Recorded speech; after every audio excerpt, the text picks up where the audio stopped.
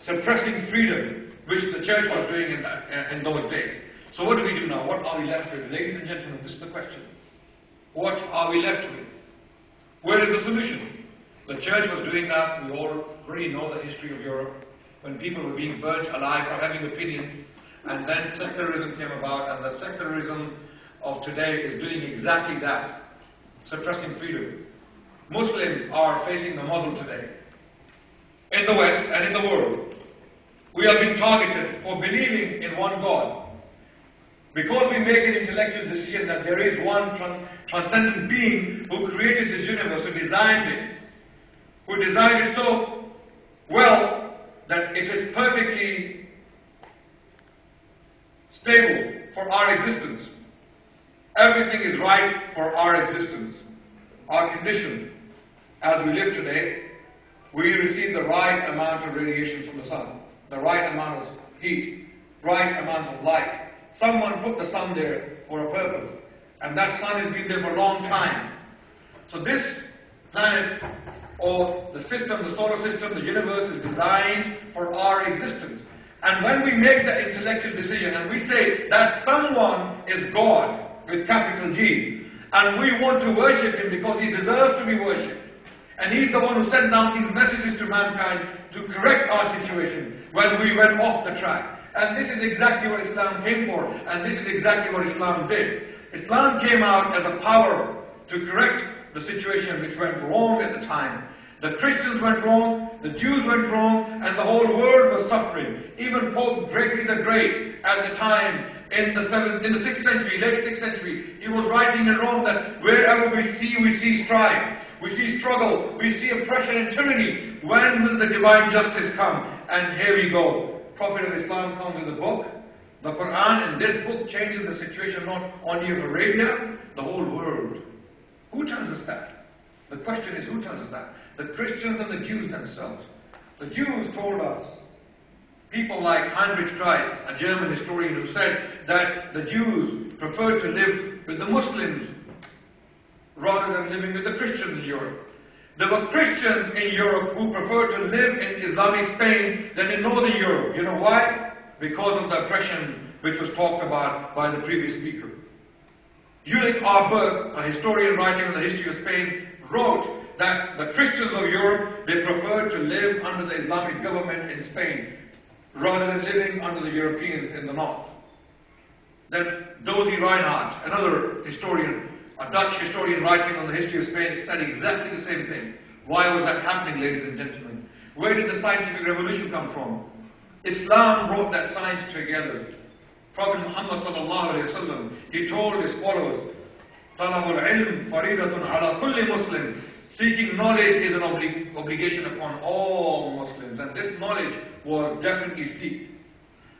Now children young as 4 and 5 were going to schools, studying, reading, writing, and this knowledge was taken to the Jews and the Christians free of charge. Previously, seeking knowledge was an elite business. It was an elite business. Only the elite, the governors, the kings, and the princes, they could read and write, and they had the money to do that. And the church in Europe deliberately suppressed seeking knowledge. And church was against printing. Why? Because Bible was the first book which was printed. And if the people read Bible, what's going to happen? A Reformation. And when the Reformation comes, we have Enlightenment. And when Enlightenment comes, in the European style, we have secularism. And we have another catastrophe, disaster. The 20th century was the biggest disaster in the history of mankind. Why? Not because of Christianity, not because of Islam, because of secularism. It was the secular ideologies which were causing the destruction in the world. Communists were secularists. Hitler was also secularist. Fascist Italy was also a secular country. Americans are today secularists.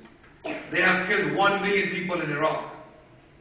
And they are still crying about 3,000 people dying in those buildings, which is bad. I condemn that. Innocent people shouldn't die anywhere, regardless of their background, their color, their creed, or their race. People should never die. The biggest Holocaust in the history of mankind was the transatlantic slave trade, where millions of people were taken across the Atlantic And that wasn't done by religion, that was done by a people who were not doing it due to religion, they were doing it because they wanted to make money. Today, what is happening in the world is people can see the dark face of secularism clearly. Islam never did that in the past, ladies and gentlemen. If anything, Islam brought advancement, peace, justice to the world, and Islam enabled mankind to live together. Karen Armstrong, put your hands up, those of you who know her. Karen Armstrong. Put your hands up, please, don't be shy. Okay, some of you know her. Karen Armstrong is a historian. She's from the UK and she is not a Muslim. She stated in her book, A History of Jerusalem, that Muslims brought a system for the first time in the history of three Abrahamic faiths, which allowed these three faiths to coexist in one place. For the first time. That's what she's saying. And the testimonies are so many that, ladies and gentlemen, I simply don't have time to put them all in front of you today.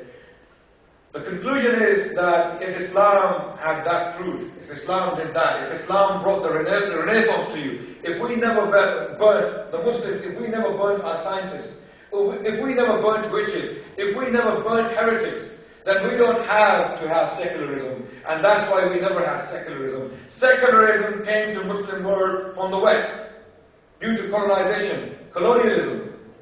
We didn't invent it. The Westerners, they had to invent it because they were facing an oppressive church.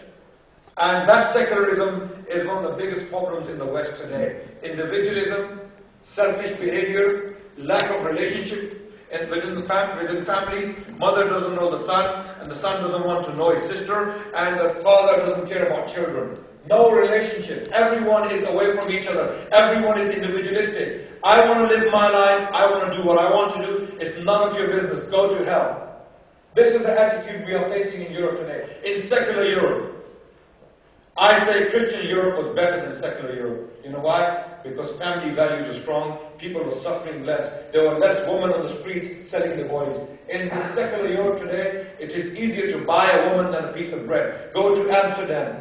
Go to Holland and see in windows you can find women, living women, not statues. Living women will be found in windows and you can go and buy them. I hope you wake up to this reality and think about Islam as a solution. Wa akhiru da'wana alhamdulillahi rabbil alameen. All praises are due to God. Thank you so much.